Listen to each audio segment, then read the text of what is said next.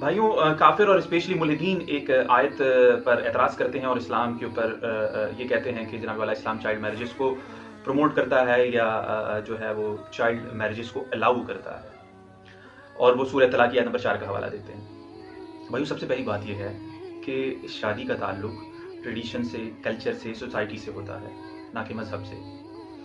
और दूसरी बात यह है कि कुरान ने सूरह अन-निसा की आयत नंबर 6 में प्रिंसिपल बता दिया है, उसूल बता दिया है कि बच्चियां जब बलूगत को पहुंच जाएंगी तो उनका निकाह किया जा सकता है, यानी कि प्यूबर्टी लेवल जो है वो जो भी उसकी एज लिमिट है उस तक पहुंच जाती हैं तो उनका निकाह किया जा सकता है। तो आज भी मॉडर्न दुनिया में यही हो रहा है, यूके में, अमेरिका में और दीगर कंट्रीज़ में, कि प्यूबर्टी लेवल जो है वो उन्होंने एज लिमिट सेट की हुई है, कहीं 14 साल है, कहीं 16 साल है, कहीं 18 साल है। तो बहरहाल कुरान की जो आयत को पर वो एतराज़ करते हैं वो है सूरह तलाक की आयत नंबर 4। उसमें भी 3 मेडिकल कंडीशंस की बात हुई है जिसके अंदर इद्दत के पीरियड का जिक्र हो रहा है, और अल्लाह रब्बुल इज़्ज़त जो है उसमें ये फरमाता है कि ऐसी ख़वातीन जिनको तलाक हुई हो और वो मीनोपॉज में चली गई हों, यानी कि वो अपने मेंस्ट्रुअल साइकिल से मायूस हो चुकी हों, तो उनके लिए लमसम 3 महीने हैं। और अगली बात कुरान ये करता है कि ऐसी ख़वातीन या ऐसी लड़कियां भी के लिए भी 3 ही माह इद्दत है जिनको अभी हैज़ यानी कि मेंस्ट्रुअल साइकिल आना शुरू ही ना हुआ हो। तो यहाँ पर वो एतराज़ करते हैं कि यानी कि किसी बच्ची का इस्लाम ने जो है जनाबे वाला 5 साल में, 6 साल में निकाह कर दिया और अब उसको तलाक भी हो गई और स्टिल जो है वो उसको अभी मेंस्ट्रुअल साइकिल भी शुरू नहीं हुआ और उसके लिए सजेस्ट किया जा रहा है कि 3 माह। देखिए भाई, बात ये है कि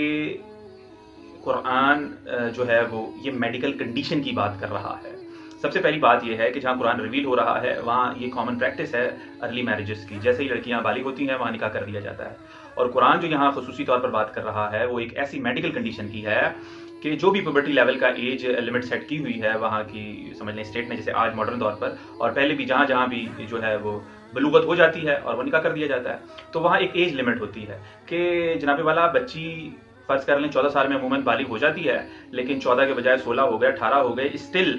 जो दूसरे सिम्टम्स हैं वो भी रोनमा हो गए, लेकिन मेंस्ट्रुअल साइकिल शुरू नहीं हुआ, तो ये एक मेडिकल कंडीशन है। अगर ऐसी कंडीशन में उसका निकाह कर दिया जाता है तो बिल्कुल निकाह हो सकता है, क्योंकि वो प्यूबर्टी लेवल के जो एज लिमिट है उसको भी क्रॉस कर चुकी है, दूसरे सिम्टम्स भी आ चुके हैं, और उसका निकाह हो जाए। और अगर ये जो है वो खुदा न खास्ता उसकी तलाक हो जाती है और स्टिल उसको अभी मेंस्ट्रुअल साइकिल शुरू नहीं हुए हैं, तो बहरहाल कुरान उनके लिए लमसम 3 महीने करता है। कुरान यहाँ ये नहीं बात कर रहा कि 4 साल में निकाह कर दिया जाए, रुखसती हो जाए, 5 साल में शादी कर दी जाए और उसको साथ फिजिकल रिलेशन कायम कर दी जाए। ये सारी चीज़ें डिपेंड करती हैं कल्चर, ट्रेडिशन और सोसाइटी में कि कहाँ